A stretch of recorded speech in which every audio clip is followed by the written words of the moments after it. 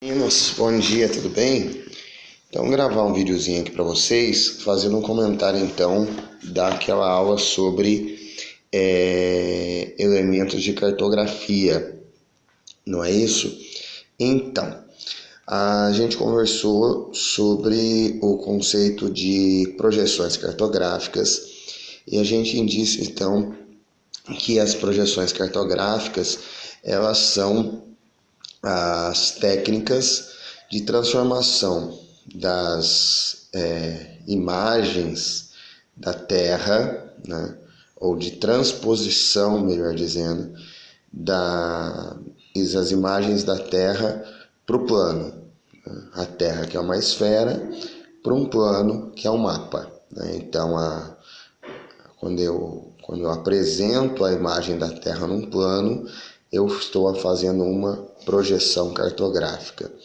Muito bem, existem aí três tipos de projeção: a projeção cilíndrica, a projeção cônica e a projeção plana, azimutal ou polar.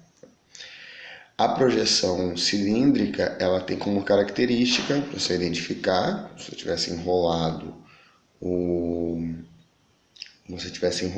né, o globo num cilindro, os paralelos e os meridianos ficam perpendiculares entre si. Tá? A projeção cônica, você tem um mapa, que até brinquei com vocês que o mapa fica parecendo um leque. Tá? Os paralelos, eles ficam semicirculares. E a projeção plana azimutal polar é aquela em que você tem um mapa com centro, os paralelos eles ficam sendo círculos concêntricos e os meridianos ficam radiais. A gente diz também que as projeções elas podem ser classificadas como conformes, quando na projeção eu conservo a forma dos continentes, equidistantes, quando eu conservo a proporção das distâncias entre a realidade e o mapa, ou equivalentes, quando eu conservo a proporção das formas dos continentes. A escolha de uma dessas aí, né, seja o tipo de projeção, se eu vou fazer uma projeção cônica, plana ou cilíndrica, ou se eu vou fazer uma projeção equivalente conforme equidistante, vai depender de qual a utilidade do mapa ao que eu estou confeccionando.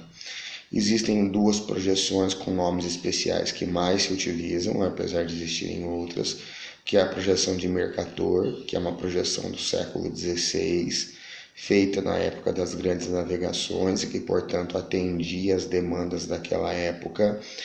É uma projeção cilíndrica conforme, portanto, que apresenta, né, os continentes com as suas formas conservadas, e por ser uma projeção cilíndrica, ela tem como característica toda projeção cilíndrica conforme é assim, ela apresenta distorções das áreas de altas latitudes, portanto as áreas mais afastadas do Equador elas se apresentam deformadas e, portanto, maiores do que proporcionalmente elas são, de maneira que naquele momento o continente colonizador, que era a Europa, que fica em altas latitudes, aparecia muito maior do que as áreas dominadas, que no caso naquele momento eram a África e a América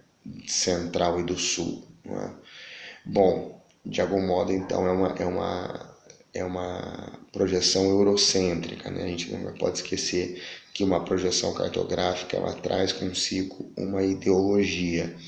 Nós temos uma outra projeção, que é a projeção do Arno Peters, dos anos 70, que na verdade é uma espécie do grito do mundo, do terceiro mundo, né? O terceiro mundo aí, uma expressão que vai começar a se consolidar a partir dos anos, segunda metade dos anos 50, lá com Conferência de Bandung, na Indonésia, em que um grupo de países capitalistas buscava, capitalistas pobres, buscava discutir exatamente essa questão de não serem países, que um grupo chamado de não alinhados, eles não queriam ficar necessariamente acoplados a um ou outro bloco, não é? Capitalistas estadunidenses ou socialistas soviéticos.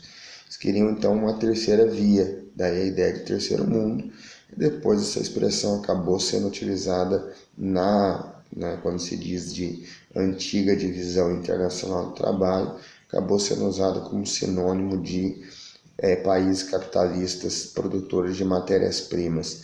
De qualquer modo, naquele momento, nos anos 70, a projeção do Peters era uma maneira de discutir ou chamar atenção para essa projeção ideologicamente dominadora que representava a projeção do Mercator. Então, na projeção do Peters, é uma projeção também cilíndrica, mas uma projeção equivalente, em que você distorce as áreas, mas você mantém a proporção, desculpa, você distorce as formas, né? Mas você mantém a proporção das áreas. E aí, então, você tem nitidamente uma redução proporcional quando você compara essa projeção, a de Mercator, da área da Europa e da América do Norte, e uma ampliação proporcional da área da América do Sul e da África.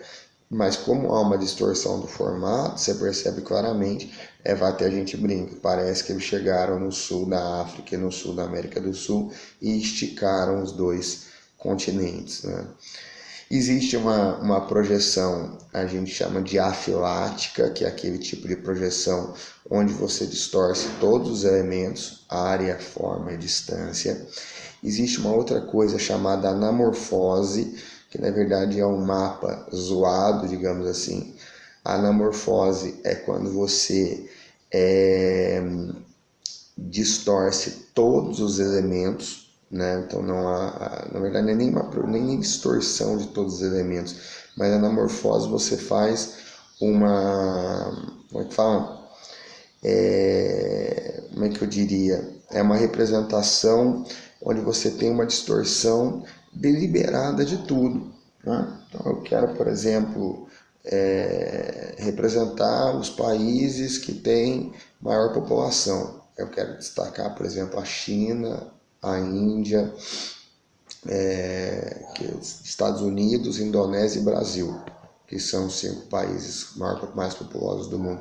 Então, eu destaco esses 5, por exemplo, dando destaque a eles, mas aí eu faço o quê? Eu destaco eles sem respeitar as delimitações políticas, o formato político de cada um desses estados. O mapa fica meio um bololô assim. Então, quando a distorção ela é muito deliberada, muito exagerada, você diz que ali acontece uma anamorfose, tá certo? Bom, em relação aos exercícios disponíveis no material, a gente tem o exercício número 1, que aparece exatamente aí de acordo com a representação. Está correto afirmar que, aí olha, pelo tamanho da posição da Groenlândia, toda zoadona, e a África toda magrela, aí é nitidamente uma anamorfose relacionada à disposição de água, portanto a resposta é a letra E. A gente falou sobre escalas. A escala nada mais é do que uma proporção entre as distâncias do mapa e as distâncias reais, não é?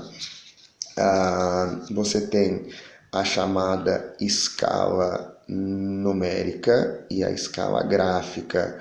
Na escala numérica, aquela famosa 1, 2 pontos, alguma coisa.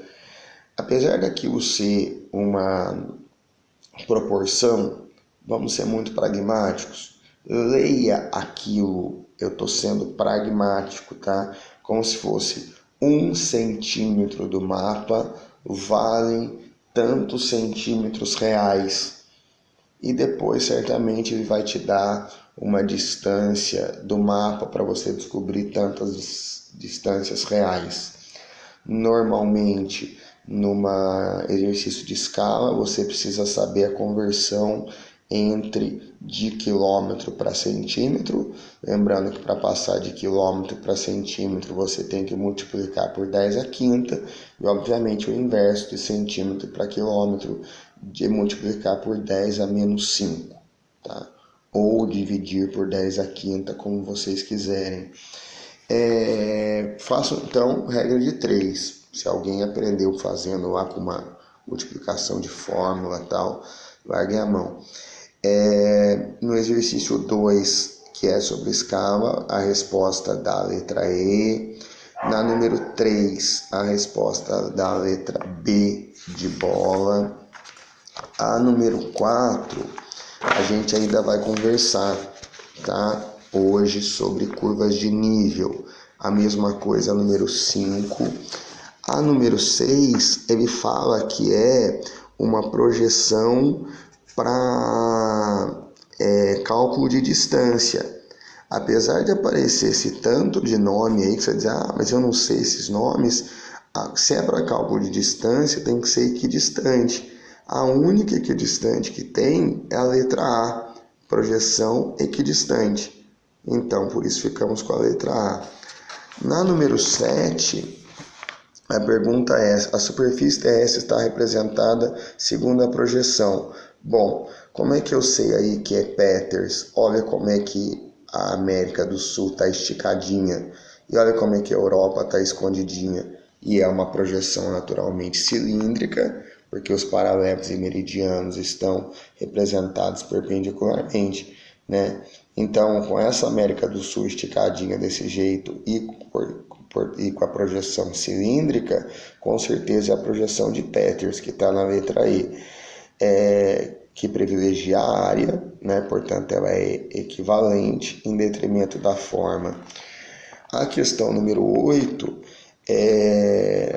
ele fala sobre que projeção é essa. Bom, essa aí claramente é Mercator, que é o que está na letra B.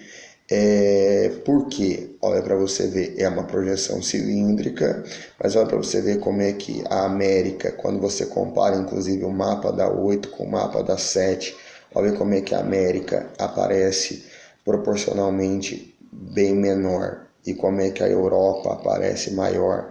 Então a resposta aí fica claramente com a letra B, né? Os meridianos e paralelos se cruzam formando ângulos de 90 graus, portanto ângulos retos, o que distorce mais as proporções terrestres próximas aos polos, portanto as áreas de altas latitudes. A questão número 9 aparece aí um monte de coisa e o que ele... a resposta é a letra C da número 9. Ele diz lá, trazem consigo diferentes formas de representação do planeta, buscando difundir ideologias e visões do mundo, né? Então, por exemplo, lá, o primeiro mapa, né? É um mapa que aparece o mundo rico em cima do mundo pobre. O segundo mapa que a primeira é a projeção de Mercator, segunda é a projeção de Peters. Ao outro você tem um mapa em que você tem, por exemplo, você pega, por exemplo, tem uma região central, o outro mapa já aparece invertido, com o hemisfério sul em cima do norte, e assim vai. Então, exatamente a ideia de que os mapas têm ideologia, não é?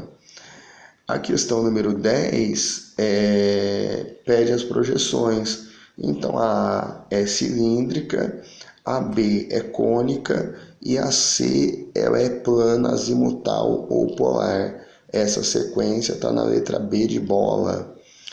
A número 11, ele pergunta, o esboço 1 representa os continentes segundo a superfície e os esboços 2 e 3 apresentam cada parte do mundo com uma dimensão proporcional a diferentes informações.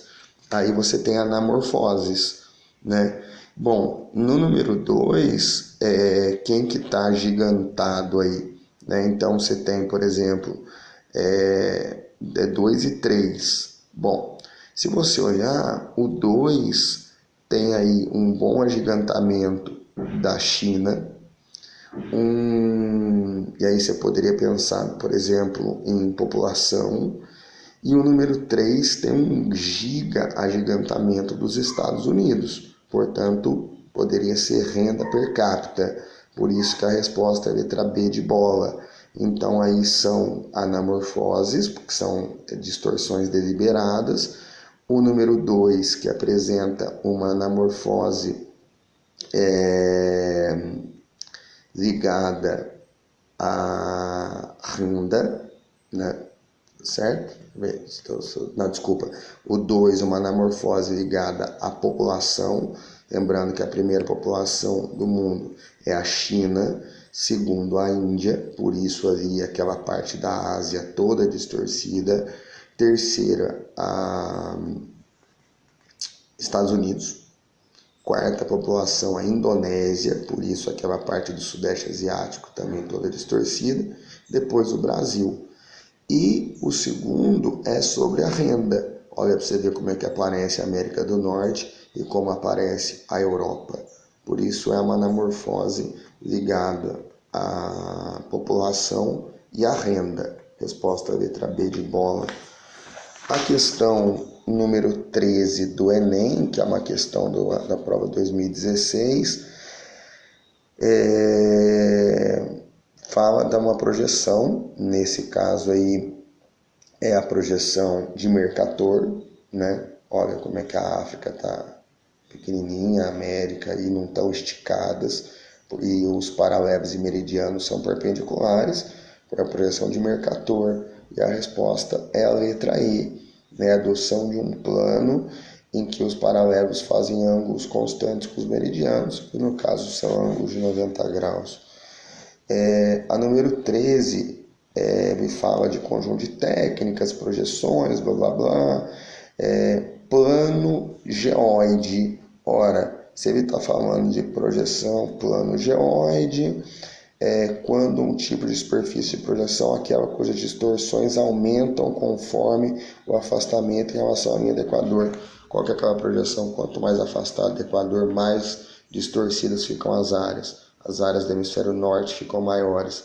Não é exatamente a projeção cilíndrica, né? Principalmente a projeção cilíndrica de Mercator. Então, aí no caso, a projeção cilíndrica que está na letra C de casa, tá bom?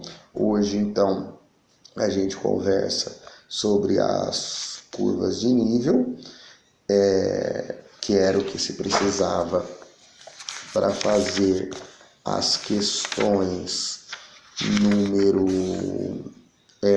4 e 5, e a gente começa a conversar sobre o módulo número 2, o espaço brasileiro, tá bom? Bom dia para vocês então, um abraço.